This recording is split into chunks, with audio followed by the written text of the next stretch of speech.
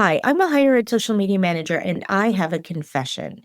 The concept of a misinformation strategy is totally new to me. Social media consultant Wilsar Johnson is here to tell us what that is and how to create one.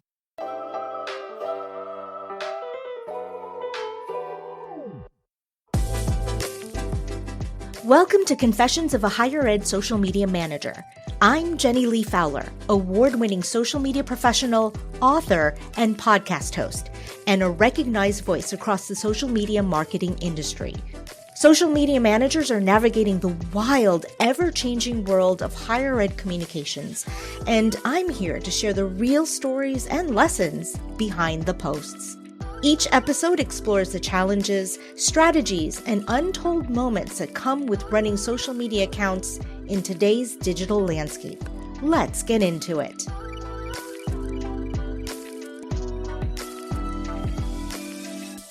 Welcome to the podcast. I'm really excited to have you here. I'm so happy to be here. I am a long-time listener, first-time guest. Oh, well, it is my privilege to have you on today. And of course, we all want to learn more about you. So can you tell us more about your current work? Absolutely. So my work, I would say I was part of the generation that essentially invented the social media manager role on Capitol Hill. My friends and I created the job. So you know what? This needs to exist. So why doesn't it exist? We need to do this. So we basically invented the job. This was like 2014, 2013. I worked in the House of Representatives and the Senate for a number of the committees, the House Judiciary Committee, and individual members in Congress. And that's where I first saw how social media and information works. Can I just pause for a second? No one in Congress had a social media manager before 2014. That's almost embarrassing. Oh, I agree. It is. And so it just, I don't know, it's like the disconnect, right, between people who are there and their constituents and what the platforms they're on. Okay, sorry, I just had to point that out for a second because I'm just what? Yeah. It's a good point because that's how we felt when imagining me leaving college, where I was on Twitter just yapping. At college, on Facebook, which was the big deal then, right? And then in MySpace, again, aging myself, but very proud of it. Oh, no, you're speaking my language. Yeah. So coming from there, where I was so used to being online and no one had hashtag it, and coming into Congress where they had the communications directors, they had speech writers, but there was no social media director or digital director because it was so new. President Obama was the first big candidate to actually use social media and to their advantage. I'm glad you brought that up because I was just thinking that President Obama really capitalized on the social spaces. So you were saying, yes, you saw how the narratives unfolded, right, in social media. Absolutely. And by narrative, can you define that a little bit? Narrative just means a discourse. Comments, conversations, certain things, how they're being phrased, being framed by people online or seemingly people online. Sure. And so that's what it was. A caveat is if anyone is interested in learning more about the evolution of social media and politics, I actually wrote about it. I have an entire series about it. No, do say. Sorry, I should have known this. Is it a book or a series? It's a series on my blog and on LinkedIn, on my LinkedIn newsletter as well. I think we definitely will link to your blog from the show notes. So definitely there will be there. Great. Okay. So people can go to a timeline there, but it's fun. But yeah, after I left the Hill Congress, I went to work for a consulting firm named SKDK, one of the top consulting firms in DC and in the country, leading political communications firm. And then I worked with the officials, nonprofits, the educational institutions, a lot of philanthropy sectors. So my work there basically is work with institutions and folks around narrative strategy. Around social media strategy and social listening and how information moves in high-stakes environments and for high-stakes people. And now I'm actually, again, on a sabbatical from that work because I'm tired and burnt out and I need to breathe. I mean, good for you. I think that's great. I actually think there shouldn't be any question of people in social media moving in and out because I think the breaks are really good for your wellness and mental health. Absolutely agree. And yeah, so now I just write independently. I take on independent work when I want to, in a sense, until I am ready to go back to full engrossed in work. And my current focus has been specifically on how misinformation has shifted from a political problem to a brand and institutional threat. Yeah, and that includes higher education. I mean, this 1,000%. Yeah, and this is something that has come onto my plate and something that I have to think about in my day-to-day job. So when I saw your LinkedIn profile and I reached out to you and you were like, you were on camera, and you were talking about a misinformation strategy. And I was stopped and was like 110% focused because I was like, this is the first time I've heard anyone talk about a misinformation strategy. And please tell me more. And so then I listened to your whole video and said, I need to have this woman on my podcast as a guest. Let's start from the beginning. Like, what is misinformation strategy? And like, why do we all need one? That is a great question, because most people have heard of misinformation or disinformation, but never like, what is a misinformation strategy and what does it do? So basically, a misinformation strategy is not a crisis communications plan. It seems similar, but it's not. And most organizations have a crisis comms plan, and they're able to react after it's happened. A misinformation strategy is something you build before the problem comes to your home and comes to your brand. So you're actually being proactive instead of reactive. Is that what I'm hearing? Absolutely. Especially in comms, right? Comms, we're prepared oftentimes. And I say comms because social is comms, right? And I hate to separate it, umbrella, but we often are prepared for when things go bad. Okay, when things go bad, when there's a crisis, we can fix it. We have a plan. We have legals involved. We have a statement drafted. We're ready to go out and say, this is not this crisis, right, to avert it. I think fix it is ambitious. I don't know that we always fix it. I think respond to it is right. It's a response. Yeah, but I wish we could always fix it. That's for sure. Yes. But yes, our plans are always reactive, or if it's like actually something, an emergency, right? Unfolding, or if it's like a PR emergency or unfolding. Mm-hmm. But this is totally different. And I know I mentioned your LinkedIn post earlier, but what really resonated with me during that post is that you said more often than not, it's usually just one or two accounts, right, driving the conversation. But can you talk about that a little bit? Because I want people to know that's all it takes. Yes. Like, one or two, and all of a sudden the impressions are like seven figures, right? And something I'll say before I say that is like things that every misinformation strategy has. A real misinformation strategy has 4 components. One is a narrative infrastructure, which is like organizations and brands are creating content, constantly creating content to put out there to build credibility, public visibility, and build identity before the attack touches your brand. So you have like a voice. Yeah, and you have a voice and it's clear, right? Yes, and that's newsletters, that is social media content, owned content, podcasts like these, employees having a LinkedIn presence and talking about their work in relation to the brand. So it's that infrastructure, that ecosystem of like content and narratives. That's narrative infrastructure. Then narrative intelligence. That is going beyond monitoring and social listening. Monitoring, like I said in my in my blog, but also on my video, monitoring tells you what's being said. It's good to know that for that data, but intelligence tells you why it's spreading and who's spreading it and what's going on and how your stakeholders are maybe perceiving you based on what's been going on out there. Monitoring is, you see it, right? Mm-hmm. But when you're talking about monitoring intelligence, you're like, what are the assessment? Like, where is it coming from? Mm-hmm. Who is it reaching? Who is it reaching? Okay. And what's the source? Okay. And what platform did it come from? Was it actually Twitter? Was it deeper within the dark web? And it tells you that, right? And then number 3 is inoculation, which is like pre-bunking. It's like offering, this is really cool. It was a cool experiment that happened years ago. That's a very fancy word, inoculation. Okay, yeah. So inoculation basically is pre-bunking, which is like proactively exposing your audience to a weakened version of false argument before it spreads, which makes them more harder to resist, right? So when the actual threat comes, your audience has been primed to react negatively to it because that's not true.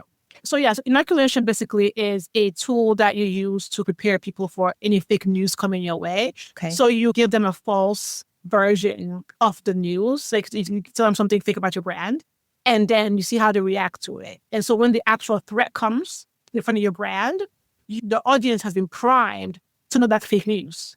And so they'll push back faster and harder because they know that's not true, because they've been primed over years, over months, or weeks. Because once you give them the false narrative, you tell them it's not real.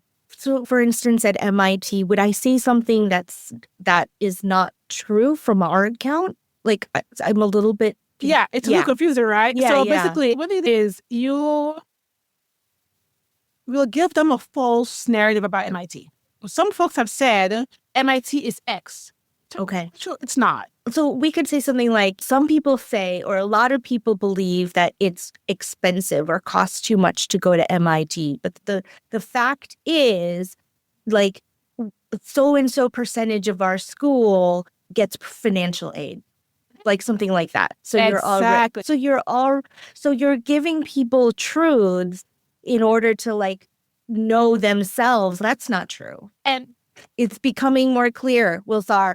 And it's super smart. Okay. And you call this debunking and inoculating. It is. You're giving people... You're inoculating your giving audience. people a vaccine against the misinformation. I'm getting in your head now. I'm seeing the vision. And to listeners, because I know the listeners, your audience are practitioners. Yeah. And one way to do that can be scary is you do a series, of pre-bunks. And you don't call it that. You can find a more creative way to say it. But you do a series so that, and you do it, when I say series, shit, is because you need content, you need volume. Because you need volume to go and so the GEO can grab that, the LM, so that that searches can grab that. So you want in a series, I think, of pre-bunks about your brand, especially right now. That's probably the worst. And so that's what you did. You just tell them the lie and then fake, and then in that same sentence or same video, debunk it. Yeah. We see this a lot in politics. The naysayers say so-and-so doesn't like America. But yeah. Okay. So you said that was did you say that was like step 2? Yeah, so that was pre-bunking. That was, I believe, the number 3 in sorry. Yeah, okay. That you need, it's okay, that you need the components for a good misinformation strategy. Got it. Then the last one, so it's the first one is narrative structure, so content. Second one is narrative intelligence, so go deeper in monitoring. Third is inoculation, which is basically pre-bunking, giving them the false narrative and then debunking it so they have the actual facts. So when something or someone tries to then spread that same lie or harder lie, you're honestly already pre-primed to know that. And they become your evangelist for your brand. And then lastly, the fourth component is a response protocol that is calibrated or is aligned to the threat level. Because not every threat, not every discourse, not every false news or every bad crisis online or seemingly crisis reserved a response or a response of the same level. A bad comment is not worth your time. But if Taylor Swift says something about you, and that's like threat level, that's DEFCON.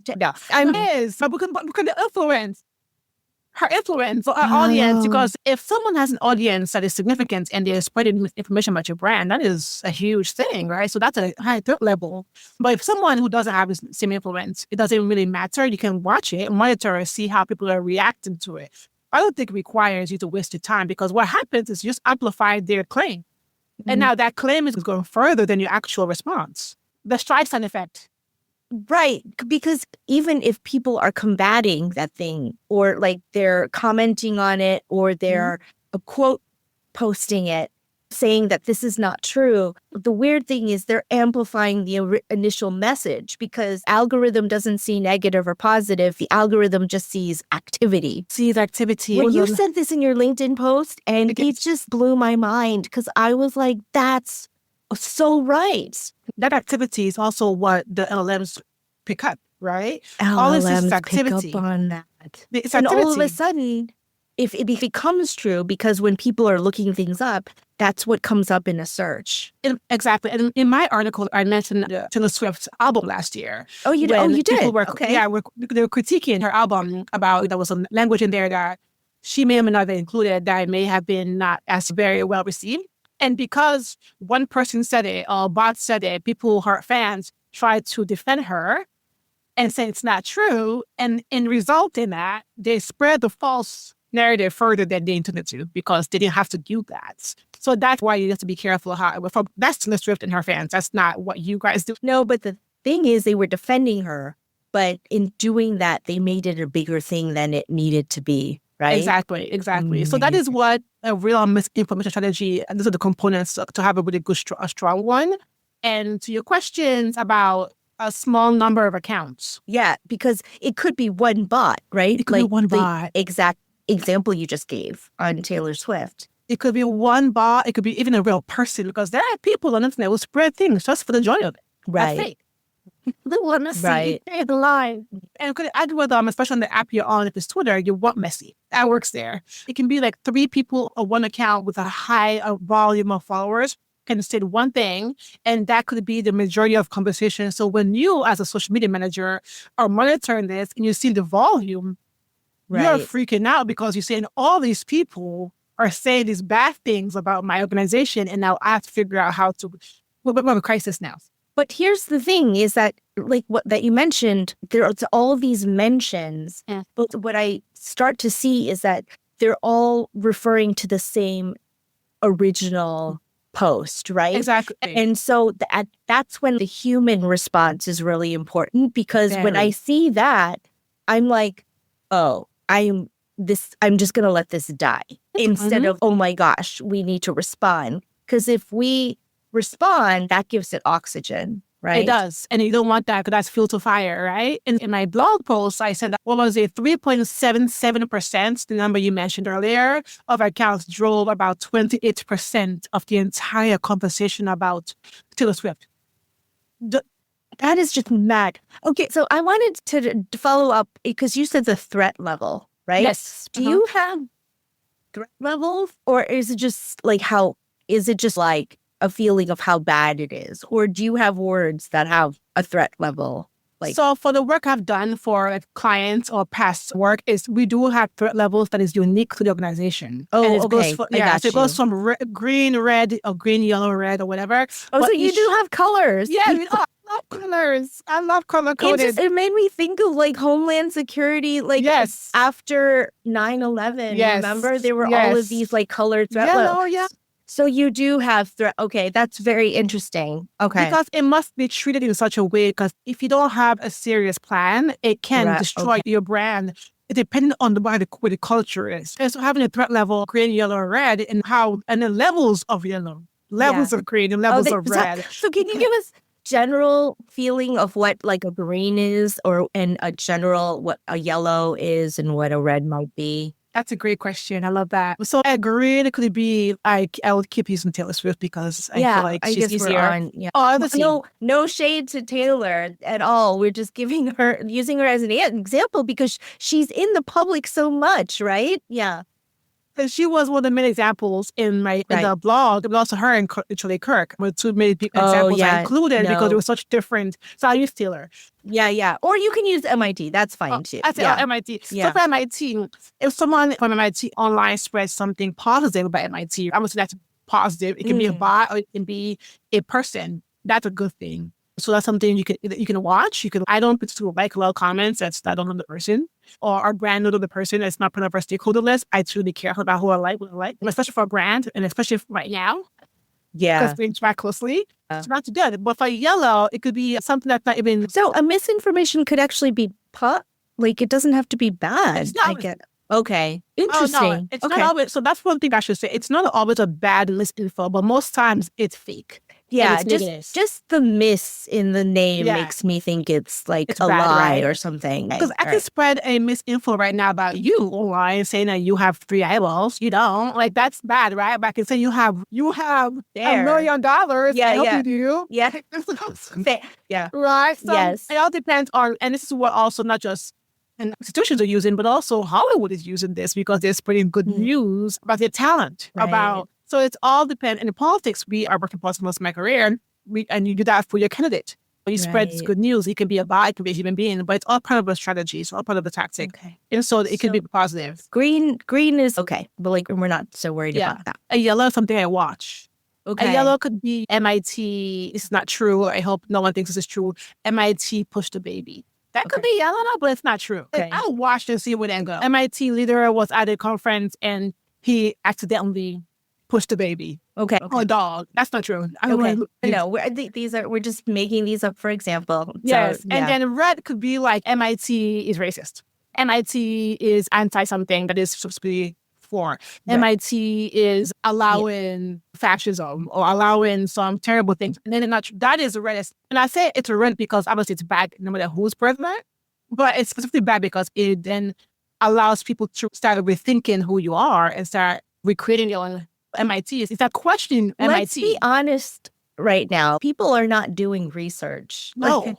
They're God, no. If they read something that they want to believe about MIT, they're just going to believe it. There's no research being done. Okay. Affirmation bias. So if they already hate you, then nice. Right. Yes, I'm not doing terrible. If they already like you, then that's not true.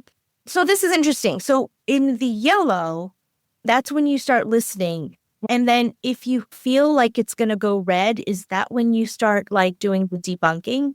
Yes. Actually, I would say once it's orange, and quite frankly, we have the orange now. Okay, yeah, okay. But no, levels of yellow. Yes, exactly. But it's like when you're feeling like this is a little bit beyond. Yeah. I got you. Yeah. Exactly, and also like when it comes to social media management or social media work at all, it's for me, and I think probably for other people, it's part data.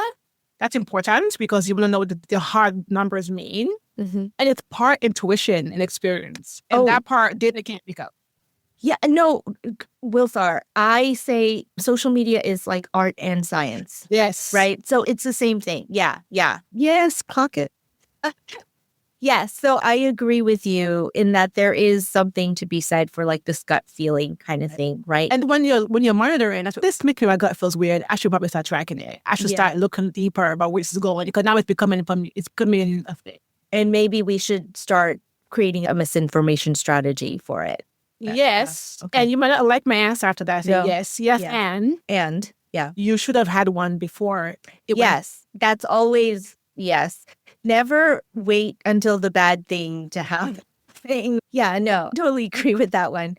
Okay, so where did you deploy it? Yes. Yeah, yes, deploy the strategy. That's right. Melissa, do we even stand a chance? You talked about debunking. Are there some other actions we can take? But do we even stand a chance? You know what, Jenny? Yes, because we still have the tools. We're still here. I actually believe that. I do believe that. Yeah. I don't believe that everything is so dystopic and despondent, which is so sad. You still have tools. You still have agency. You still have capacity. You're breathing, there's a chance, right? So, and that means that you just have to prepare and build your strategy now. Yeah. And I know that we have this job where the to-do list is everlasting. It goes until next year. To the list of social media managers in one day, we have to do so many things. Mm-hmm. By taking the time, maybe a staff retreat and do it then, or maybe a comms team retreat, or take a time out of your day. Yeah, build something. I think you have to make it a priority. You right? have to. I think that's the thing. Like whatever if you say this is in this moment, in today's internet, where we are, like a misinformation strategy is important. It really is. And say again, because it's those 4 things, right? Can you say those things again? You need content.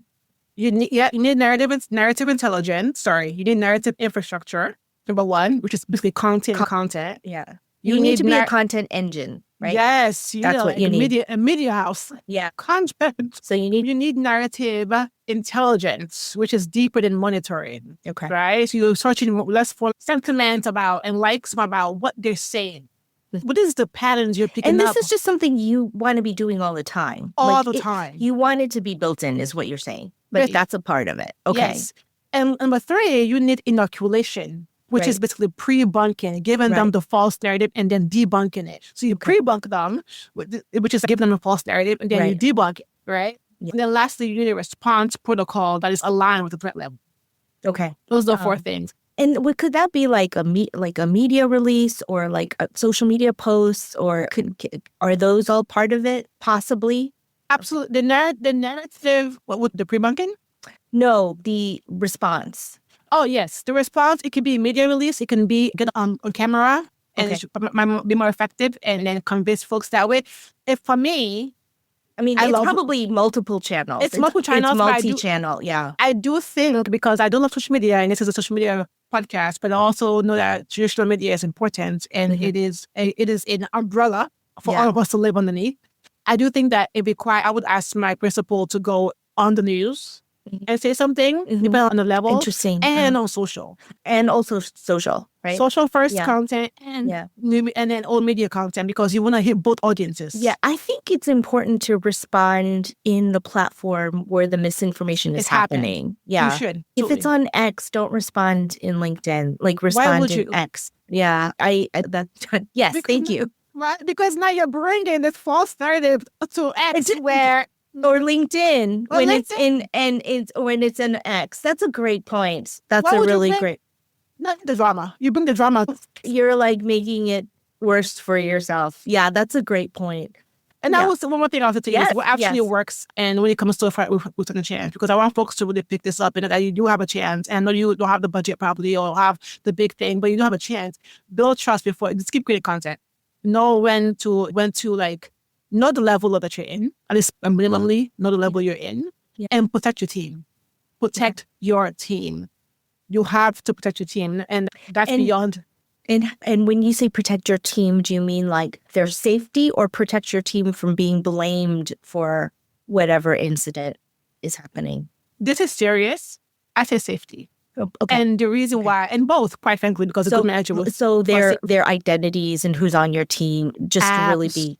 Because I guess you've seen it escalate to a point where the team is in danger. Absolutely. What happened last year in October with the Charlie Kirk example that I included in the blog post was after he was murdered, there were people who were snooping through socials so they react the way they wanted them to react about the death. Oh, yes. Right? This happened on our campus, too. I'm sure it did. I saw it. I'm sure you did. Yeah, no, talk about that a little bit further for people who might not be familiar. Of course. So when that happened last year, folks were being sleuthing through profiles just to find something to box them and to call their jobs, go to their homes, send death threats. So folks who were not having the same level of remorse or sadness that they had for Charlie Kirk. So a lot of folks were going to companies' websites and finding teams' names, email addresses, their LinkedIn, everything that to call their jobs. Yeah, and then they were contacting their employers and saying, "Can you believe this person responded this way or didn't respond this way, or you should this," and then asked for them to be fired. Mm-hmm. And then there was a website of a bunch of folks' list of names. There was a list of people's names, staffers' names, who work for nonprofits, for educational institutions, and for philanthropy sectors. They were under attack. So what my team did, what I did, I advised my clients, because I do work with a lot of educational institutions and philanthropy, is I said, take down your staff. Take down your staff's face and number. And the directory listing. Website. Oh, take it off. Yeah. Just go offline on that page. If you want to stay strong, I think you should still have leadership, face, and name on there, because they are getting paid enough to be in the face of this. Your staff is not. That's why they get paid the big bucks, right? Yeah. So I had my clients take down their staff, their websites. Yeah. And that was easy. I think we're saying the same thing, but in the websites, they have directory lists, like a page, and you're take that down. Take that down for now until things slow down. I actually often recommend the same thing when there's a safety issue involved. So I definitely agree with you. And that's a great example. To bring up. Scared. Yeah, it was a real threat. Yeah, that was red. Yeah. That was a red label. That was a red level. Yes, I do hear you. So in higher ed, there are a lot of communications teams of one person, and one people are doing this. And the thought of misinformation when having a misinformation strategy might be a little bit daunting. Do you have any recommendations for those folks? Yes. And I will say that as someone who worked in politics most of my life, in Congress especially, and when I was a team of one, so I was the social media manager. I was a photographer. I was a videographer. I was a production level. I was 10 hats. Girl, preached. Podcast production. I am everything. Yes. Script drafting. So You did not get paid enough. I know that. Yeah. From one person to another, I feel you all listening to this podcast episode. I'm with you. I get it. Trust me. I am here. I know the struggle. And trying to convince leadership to give you more money or more team members is like pulling teeth, even though you need to. Yeah. But I would say for a team of one, you have to get a little scrappy, right? So I would say start with the most basic thing, which is Google Alerts. Google Alerts, just have it set up. And you think it's so basic. Why would you say that? Because most people don't. Like, probably it's do so because helpful. We've been here for a long time. Yeah. Most people don't. I bet you there are a lot of people listening to this podcast that went, oh, I forgot. Yes, Google Alerts. I need to do that again. Yes, and it's free. Yeah. Tip. Yep. And this is something that they might not want to hear and might cause more work for them, which is your team needs to, if you're not producing content enough, you need to produce more content. And that just means that building a social media strategy that not just requires you as a manager to keep outputting content, but involving employees, maybe have an ambassador program for your team where people can also post online about their work on LinkedIn. And maybe have incentive for them. Or just make sure your stakeholders, your validators, your third-party validators also post about you. So you want to have a content engine. Again, that's something a team of one would be more helpful than anything. It's just content. User-generated content is okay too, right? 100,000%. You want that too. You want UGC. UGC is king. And not fake UGC, not AI UGC. Oh, no, real people, yes. Yeah, hopefully that's understood when I'm saying UGC. But this is really interesting because you're saying you need to have a digital voice in non-emergencies in order for it to make a difference when there is emergency. That's what you're saying, right? That's why you need content out there. Because if you don't have any presence and something happens and all of a sudden you come out of nowhere, people are going to be like, who are you? What are you talking about?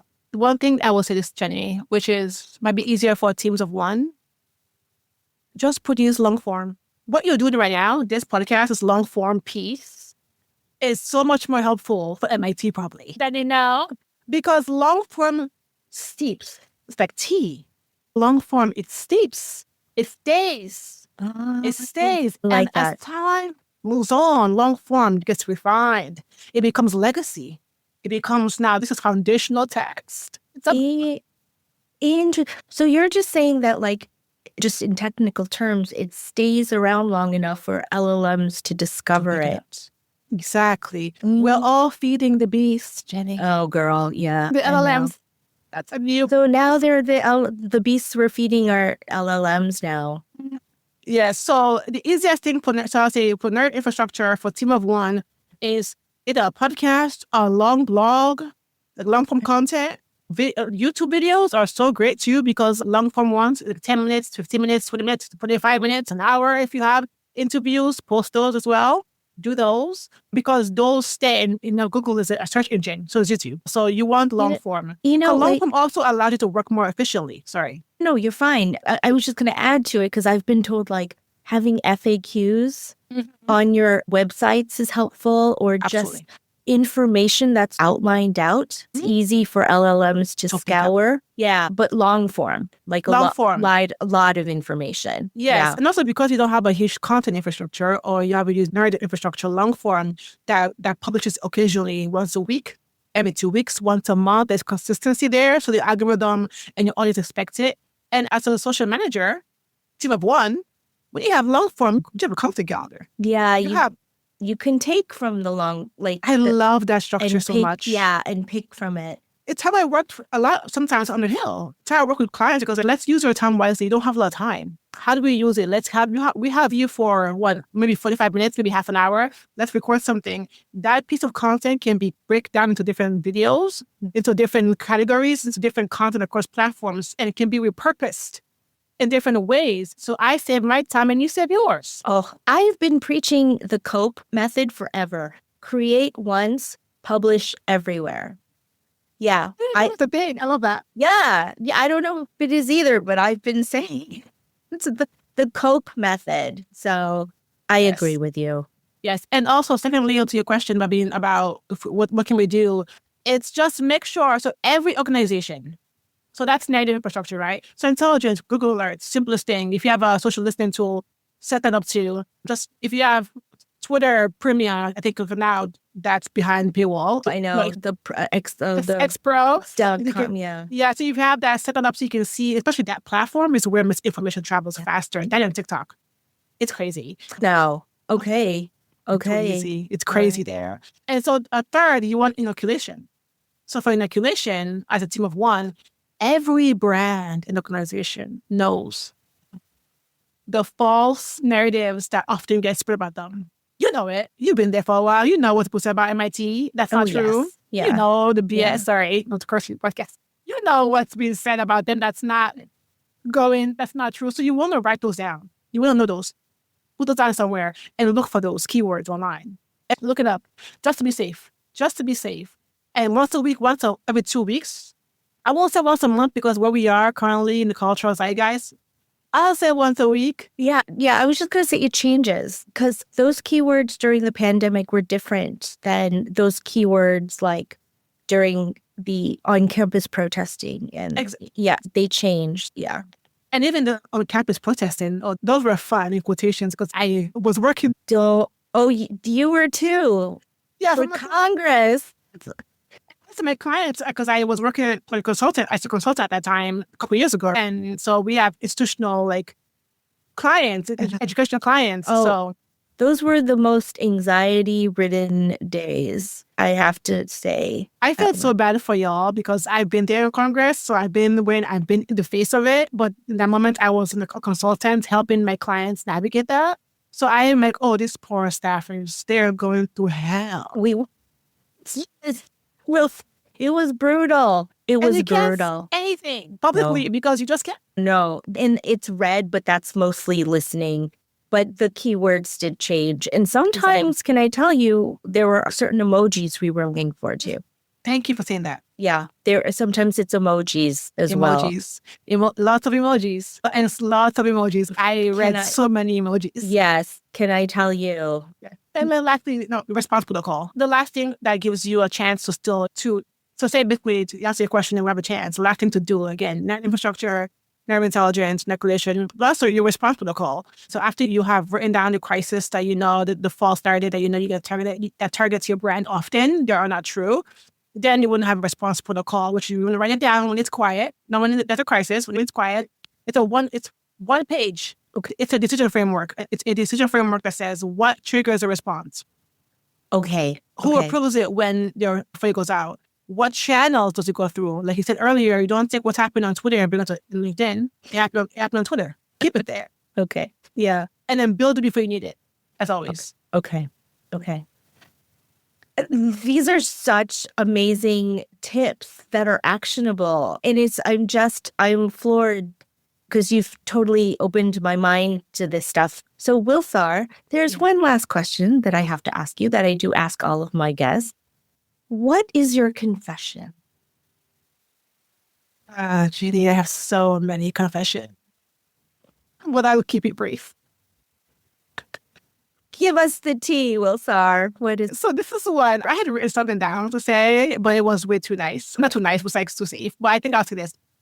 I confess that I am sick and I'm tired, and I'm sick and tired of going on LinkedIn and reading a bunch of complaints from social media managers about the job.